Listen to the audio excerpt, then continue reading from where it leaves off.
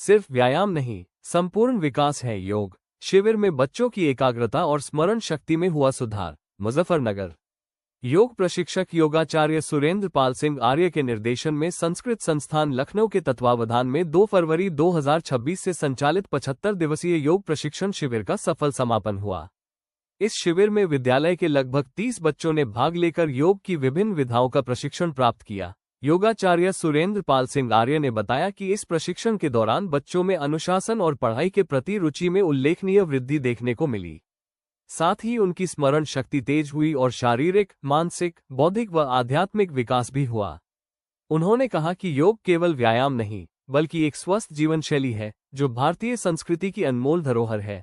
उन्होंने बताया कि आज विश्वभर में योग का महत्व बढ़ रहा है और लगभग 194 देश 21 जून को अंतर्राष्ट्रीय योग दिवस के रूप में मनाते हैं, जिसका श्रेय भारत को जाता है।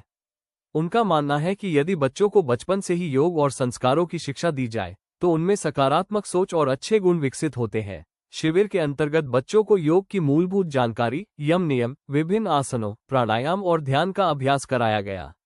योगाचार्य ने कहा कि विद्यालय में नियमित रूप से योग कक्षाएं जारी रहेंगी, ताकि बच्चों का सर्वांगीण विकास होता रहे।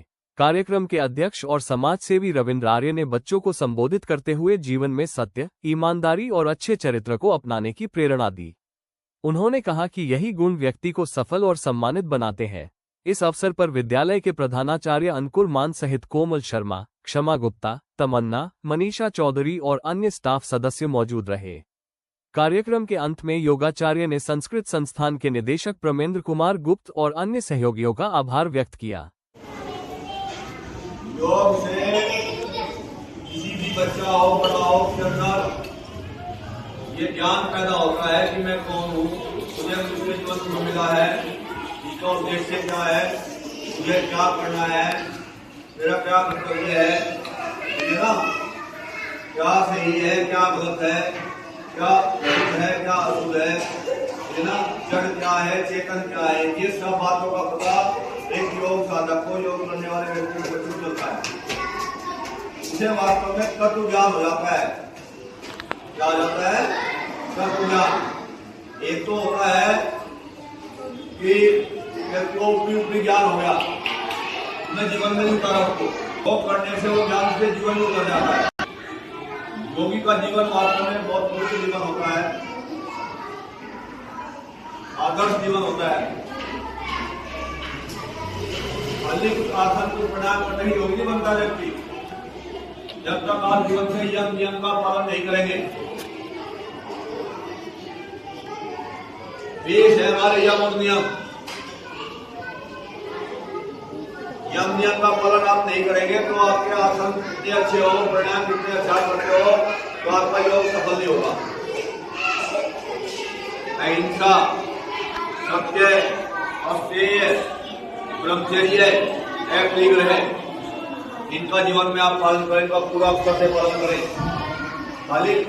खाली सात्विक ज्ञान नहीं होना चाहिए, सात्विक ज्ञान अंदर सात्विक ज्ञान होना चाहिए।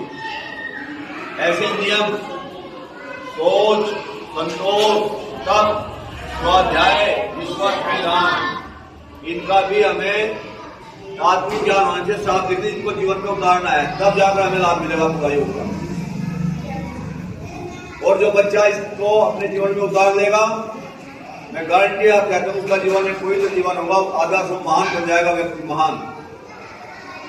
महान वही लोग होते हैं जो अपने जीवन में अच्छे गुणों को धारण करते हैं। हमारे जीवन में अच्छे गुण कौन कौन से हैं? मानवीय गुण जिन्हें बोलते हैं हम, करुणा, दया, तप, तपस्या, देशभक्ति,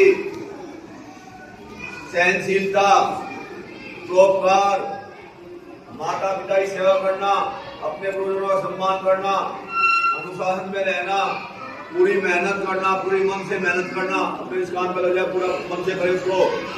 तो ये सब क्या है? हमारे मानवीय गुण है। गुस्सा न करना, चोरी न करना, कोई अपराध न करना, ये सब क्या है? मानवीय गुण है। इनको जीवन में बच्चों आप अपनाएंगे तो निश्चित मानिए कि आपका सब जगह आपको सम्मान मिलेगा, सब जगह, पूरे समाज में, पूरे जहाँ जिस परिवार में रहते हैं उस परिवार में आपके साथ साथ आपके माता पिता का सम्मान बढ़ेगा, हमारा भी सम्मान बढ़ेगा। अगर आप अच्छे काम करेंगे, आप जो है समाज सेवा करेंगे, परोपकार करेंगे, तो आपके साथ साथ हमारा नाम होगा। पूछते हैं लोग, कहाँ पढ़े हो भाई, तुमने कहाँ शिक्षा प्राप्त की है, कहाँ सीखा है आपने योग, तो आप लोग बताएंगे कि हमने वहां सीखा है, तो उसके साथ साथ आप हमारा नाम होगा। तो इसलिए बच्चों अच्छे बनो, वास्तव में अच्छा जीवन जीना, यही इस मनुष्य जीवन का असली लक्ष्य है। जो मनुष्य होकर भी ठीक ठीक काम नहीं करता, अच्छे कार्य नहीं करता, तो वो मनुष्य होकर भी पशु के समान रहता है। न दानम न शीलम न तपो न ज्ञानम